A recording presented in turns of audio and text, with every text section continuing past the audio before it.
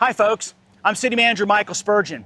Following this brief announcement, I'm going to be releasing the May edition of Broken Arrow in Motion. You know, there's a lot of great things that continue to go on within our community, and I'd like to update the community. Before I do, though, I'd like to take just a couple of minutes and update everyone on the emergency operation activities that are going on within our community. As everyone knows, this has been a tough week for the state of Oklahoma with the tornadoes and the flooding that's going on, especially in Tulsa and Wagner County.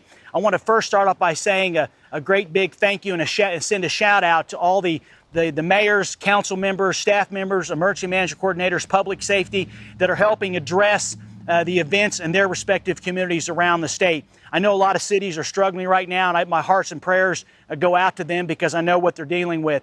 Here in Broken Arrow specifically, we are in a situation that we have declared as a state of emergency in a certain part of our city because we have some potential for flooding. In fact, we're experiencing some flooding in some of our athletic fields at this time, and there are anywhere from 50 to 85 homes within our community that could receive some level of water over the next few days as a result of the release at the Keystone Dam.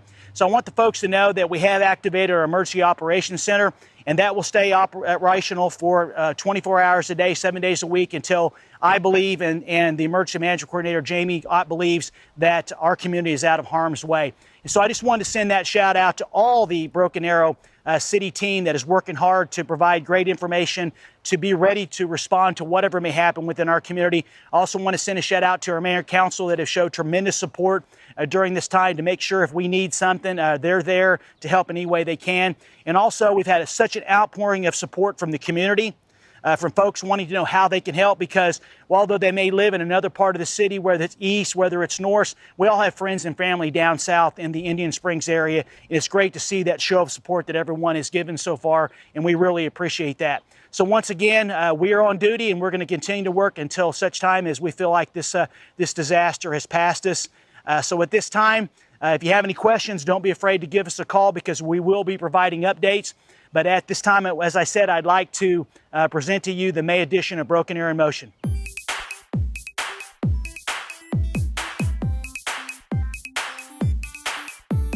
Hi, folks. Welcome to this edition of Broken Arrow in Motion. I'm City Manager Michael Spurgeon, and thanks for joining us. I'm so excited to share with you some of the great things that have happened during the month of May in our community. So let's get started. In transportation updates, 9th Street or Lynn Lane between Flight Safety and Houston is looking great. I'm happy to report that this road widening project is now about 70% complete. Thankfully, the hard part is now behind us, which included utility relocations and the installation of water and storm sewer systems. The contractor will be focusing in the months ahead on the actual road work. Weather permitting, we hope to have 9th Street completed by around Labor Day. Another widening project that I'd like to mention, we'll be adding additional lanes on Kenosha or 71st Street between Date and Main Street. We held a public meeting recently to get input from the area businesses. This important road widening project should be out to bid in the early part of 2020. We're expanding the look and feel of our roads district with Streetscape 5. This project is a partnership with Cowan Construction, who is currently building a $25 million multi-story, multi-use building at Main and Detroit. It'll have commercial space and apartments to bring more residents to downtown and more dining choices. Right in front of the building, the city will add brick pavers, decorative street lamps, and planters, just like the rest of the Rose District. It's a $1.6 million investment into the Main Street that will take until early 2020 to complete. We plan to start construction right around Labor Day. Road work is also happening in several of our neighborhoods. Streets and stormwater employees are hard at work in the Kenwood Hills subdivision, resurfacing streets and adding curbs and gutters. 7 other Broken Arrow neighborhoods will also see construction later this year. These maintenance projects are financed through the Street Sales Tax Fund, which voters approved a few years ago when they agreed to repurpose Tulsa County Vision 2025 tax for local use. About $3 million is set aside each year specifically for road maintenance and connectivity. Streets and Stormwater Director Rocky Hinkle has identified work for the next round of street and sales tax projects for the upcoming fiscal year. This was presented to the City Council at a budget workshop in early May. I'd like to note that the City Council also got details for the first time on the new 2020 budget proposal, which includes the proposed sale of the second round of 2018 general obligation bonds. June 3rd is the budget hearing, which is open to the public. We invite anyone to attend and make comments about the upcoming fiscal year budget plan. In Parks and Recreation, we're happy to announce that Matt Hendren will be our new Parks and Recreation Director. Matt comes to us from Norman, where he served as the city's park superintendent. Here in Broken Arrow, Matt will be in charge of 41 parks and 800 acres of public space, including an 18-hole golf course that's considered one of the best in the region.